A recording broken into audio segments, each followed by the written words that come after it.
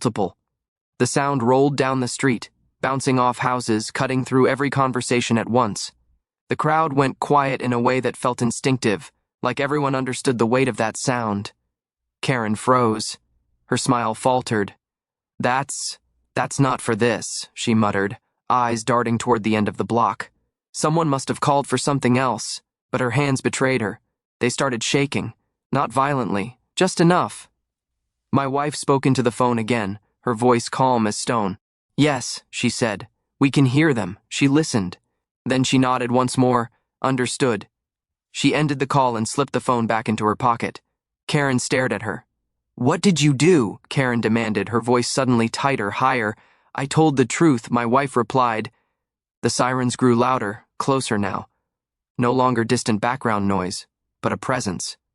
Red and blue lights flashed at the far end of the street, reflecting off windshields and windows, painting the neighborhood in sharp pulses of color.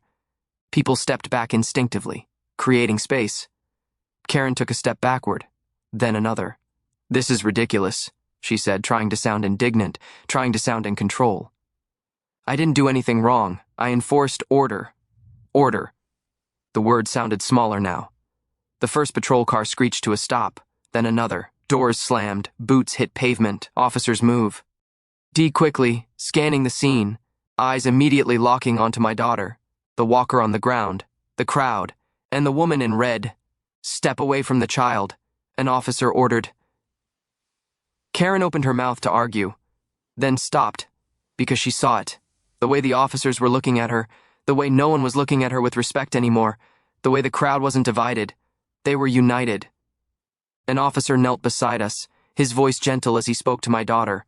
Another took statements from neighbors already eager to speak. A third looked at Karen's belt, his eyes narrowing slightly. Karen tried again. "I'm Hoa," she said quickly. "I was enforcing—" "Ma'am," the officer cut in, firm and flat, "do not move." That was the moment her face changed. Not anger, not pride, fear, because the sirens hadn't just brought police. They had brought reality. Karen finally understood something she should have known from the start. This wasn't a misunderstanding. This wasn't paperwork.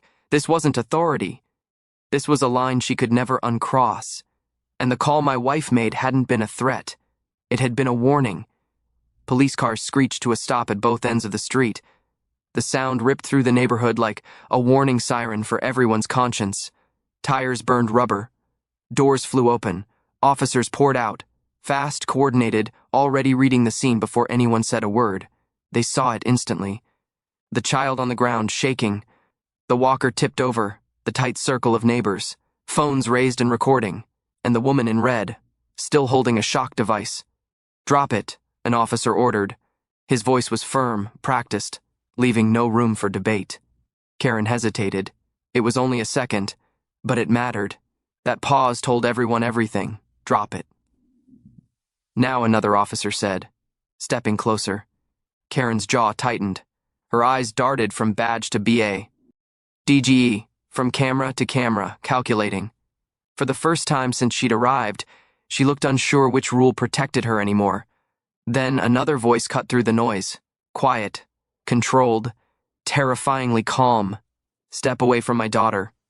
The crowd parted without being asked. The police chief moved through like gravity itself had shifted. No shouting, no rushing. Just presence, heavy, undeniable. His uniform was immaculate, but his face wasn't. His jaw was clenched so tight a muscle jumped beneath the skin. His eyes never left my child. Karen turned, her confidence drained in real time. The chief didn't look at her yet. He knelt beside my daughter first. Slowly, carefully. He set his radio down, hands steady as he checked her breathing, her arms, the way her shoulders trembled. His voice softened to something private and human. "Hey, kiddo," he said gently. "I'm here. You're safe." My daughter looked at him, confused through tears. "Daddy?" she asked, not sure if she was seeing what she hoped she was seeing. He nodded once. "Yeah, I've got you." He glanced at me, just a brief look, father to father. No words were needed. Then he stood and turned. The temperature on the street changed. Officers straightened. Conversations stopped. Even the birds seemed to go quiet. The chief looked at Karen.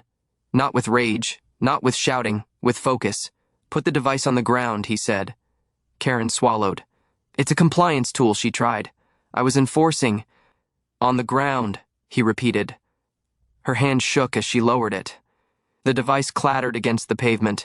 An officer immediately stepped forward, kicked it out of reach, and secured it.